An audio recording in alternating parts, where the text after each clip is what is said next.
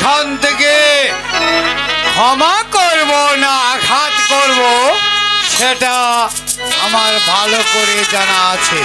আমাকে বল কদমালি, আমাকে তোর দয়া ছেলে করো। কোথায়?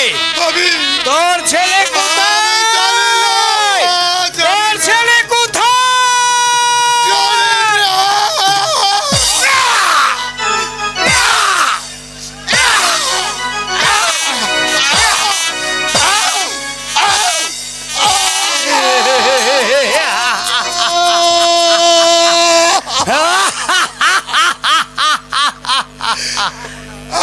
যাবো না।